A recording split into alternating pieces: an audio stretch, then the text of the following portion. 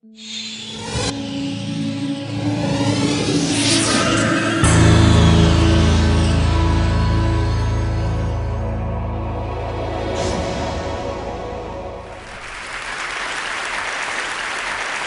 grew up to study the brain because I have a brother who has been diagnosed with a brain disorder, schizophrenia.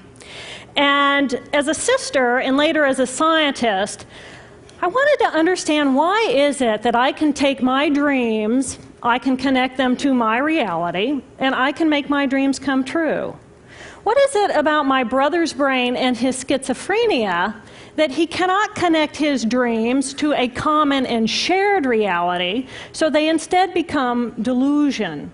So I dedicated my career to research into the severe mental illnesses, and I moved from my home state of Indiana to Boston, where I was working in the lab of Dr. Francine Bennis in the Harvard Department of Psychiatry.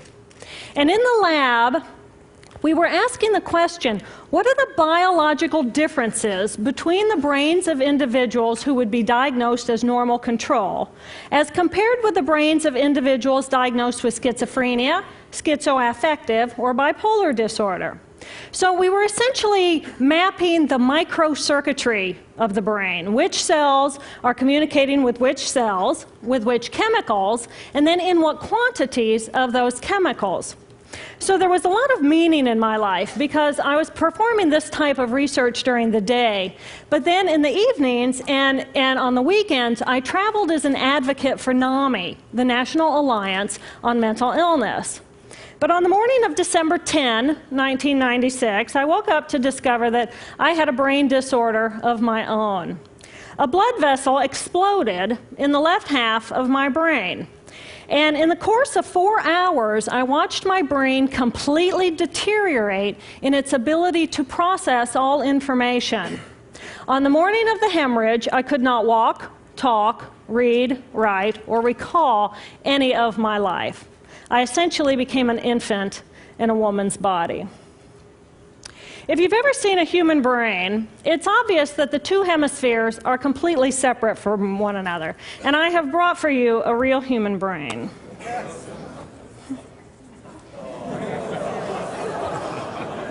Thank you.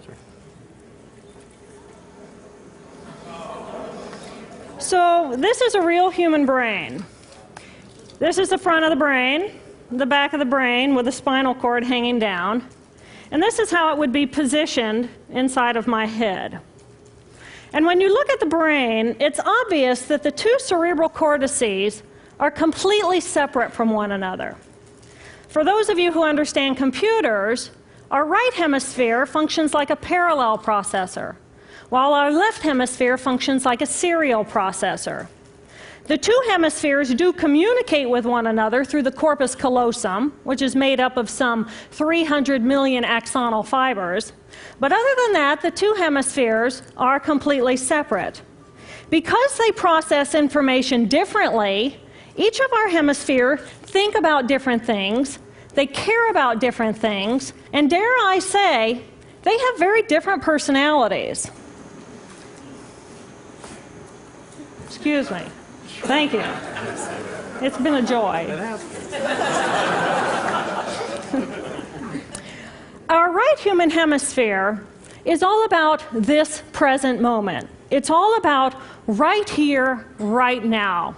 Our right hemisphere, it thinks in pictures, and it learns kinesthetically through the movement of our bodies. Information in the form of energy streams in simultaneously through all of our sensory systems, and then it explodes into this enormous collage of what this present moment looks like, what this present moment smells like and tastes like, what it feels like, and what it sounds like. I am an energy being connected to the energy all around me through the consciousness of my right hemisphere. We are energy beings connected to one another through the consciousness of our right hemispheres as one human family. And right here, right now, we are brothers and sisters on this planet, here to make the world a better place. And in this moment, we are perfect, we are whole, and we are beautiful. My left hemisphere, our left hemisphere, is a very different place. Our left hemisphere thinks linearly and methodically.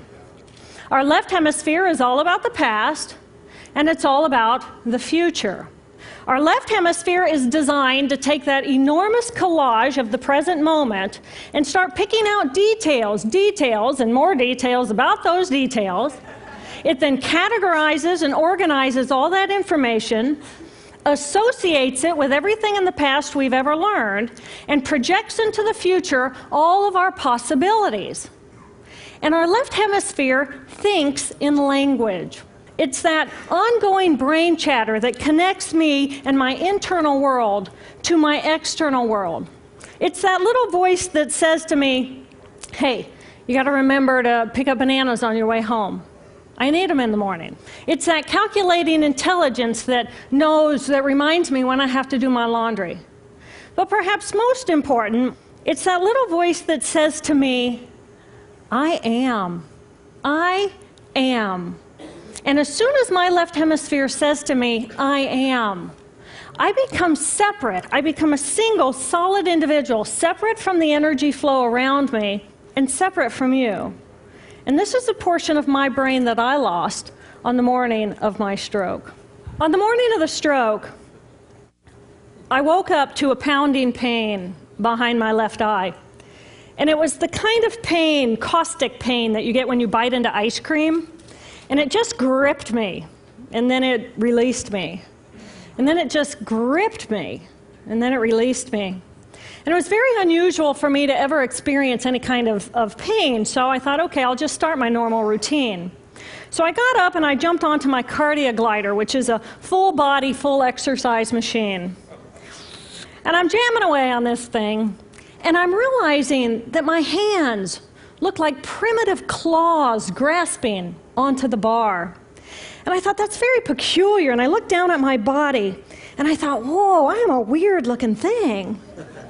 And it was as though my consciousness had shifted away from my normal perception of reality, where I'm the person on the machine having the experience, to some esoteric space where I'm witnessing myself having this experience. And it was all very peculiar, and my headache was just getting worse, so I get off the machine, and I'm walking across my living room floor, and I realize that everything inside of my body has slowed way down. And every step is very rigid and very deliberate. There's no fluidity to my pace, and there's this constriction in my area of perception, so I'm just focused on internal systems. And I'm standing in my bathroom getting ready to step into the shower, and I could actually hear the dialogue inside of my body. I heard a little voice saying, okay, you muscles, you got to contract, and you muscles, you relax. And then I lost my balance, and I'm propped up against the wall. And I looked down at my arm, and I realized that I can no longer define the boundaries of my body. I can't define where I begin and where I end, because the atoms and the molecules of my arm blended with the atoms and molecules of the wall. And all I could detect was this energy. And I'm asking myself, what is wrong with me? What is going on? And in that moment, my brain chatter, my left hemisphere brain chatter, went totally silent. Just like someone took a remote control and pushed the mute button. Total silence. And at first I was shocked to find myself inside of a silent mind. But then I was immediately captivated by the magnificence of the energy around me. And because I could no longer identify the boundaries of my body, I felt enormous and expansive. I felt at one with all the energy that was, and it was beautiful there.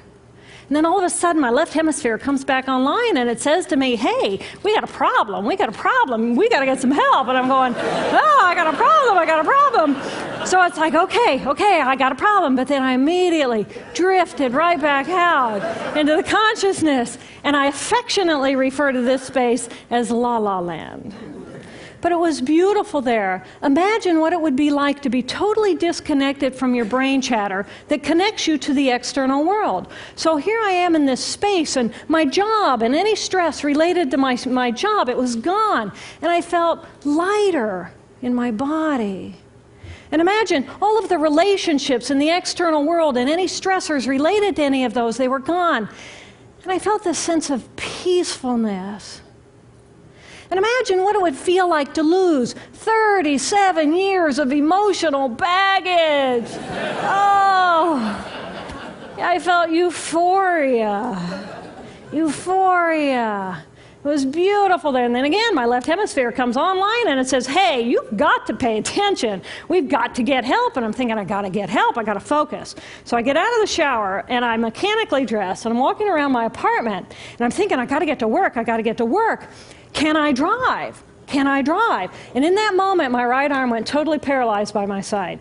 Then I realized, oh my gosh, I'm having a stroke. I'm having a stroke. And then the next thing my brain says to me is, wow, this is so cool. This is so cool. How many brain scientists have the opportunity to study their own brain from the inside out? And then it crosses my mind, but I'm a very busy woman. I don't have time for a stroke. It's like, okay, I can't stop the stroke from happening, so I'll do this for a week or two, and then I'll get back to my routine. Okay, so I got to call help. I got to call work. I couldn't remember the number at work. So I remembered in my office I had a business card with my number on it. So I go into my business room.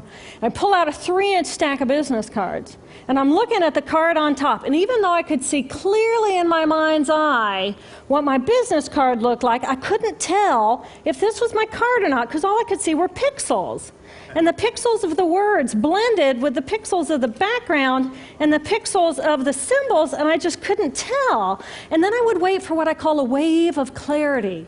And in that moment, I would be able to reattach to normal reality. And I could tell, that's not the card, that's not the card, that's not the card. It took me 45 minutes to get 1 inch down inside of that stack of cards. In the meantime, for 45 minutes, the hemorrhage is getting bigger in my left hemisphere. I do not understand numbers. I do not understand a telephone, but it's the only plan I have. So I take the foam pad and I put it right here. I take the business card, I put it right here, and I'm matching the shape of the squiggles on the card to the shape of the squiggles on the foam pad. But then I would drift back out into la la land and not remember if when I come back if I'd already dialed those numbers.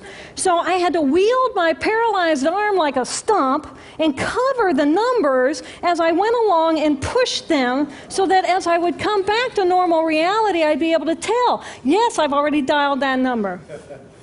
Eventually, the whole number gets dialed, and I'm listening to the phone, and my colleague picks up the phone, and he says to me, "Roo, roo, roo, roo."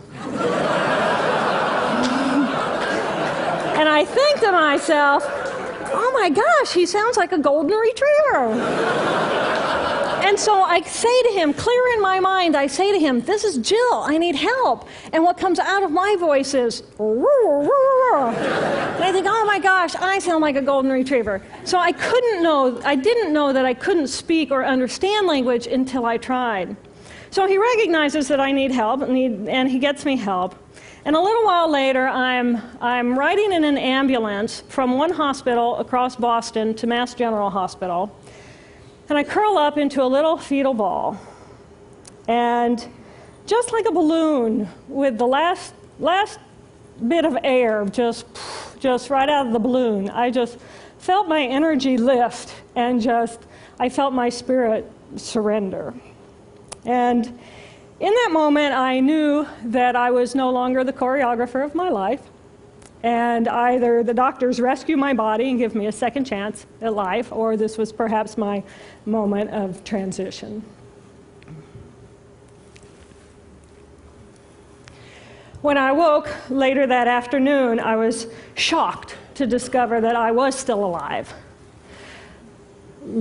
When I felt my spirit surrender, I said goodbye to my life, and my mind was now suspended between two very opposite planes of reality. Stimulation coming in through my sensory systems felt like pure pain. Light burned my brain like wildfire, and sounds were so loud and chaotic that I could not pick a voice out from the background noise, and I just wanted to escape.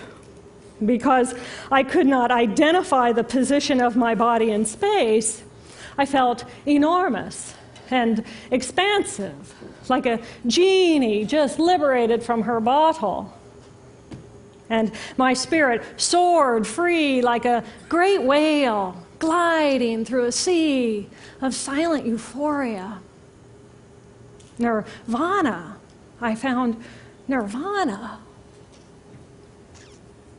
And I remember thinking there's no way I would ever be able to squeeze the enormousness of myself back inside this tiny little body. But then I realized, but I'm still alive. I'm still alive, and I have found nirvana. And if I have found nirvana and I'm still alive, then everyone who is alive can find nirvana. And I pictured a world filled with beautiful, peaceful, compassionate, loving people who knew that they could come to this space at any time and that they could purposely choose to step to the right of their left hemispheres and find this peace. And then I realized what a tremendous gift this experience could be. What a stroke of insight this could be to how we live our lives. And it motivated me to recover. 2.5 weeks after the hemorrhage, the surgeons went in and they removed a blood clot the size of a golf ball that was pushing on my language centers. Here I am with my mama, who's a true angel in my life. It took me 8 years to completely recover. So, who are we? We are the life force power of the universe with manual dexterity and 2 cognitive minds. And we have the power to choose moment by moment who and how we want to be in the world. Right here, right now, I can step into the consciousness of my right hemisphere where I am the life force power of the universe. I am the life force power of the 50 trillion beautiful molecular geniuses that make up my form, at one with all that is. Or I can choose to step into the consciousness of my left hemisphere, where I become a single individual, a solid, separate from the flow, separate from you. I am Dr. Jill Bolte Taylor, intellectual, neuroanatomist. These are the we inside of me. Which would you choose? Which do you choose? And when? I believe that the more time we spend choosing to run the deep inner peace circuitry of our right hemispheres, the more peace we will project into the world, and the more peaceful our planet will be. And I thought that was an idea worth spreading.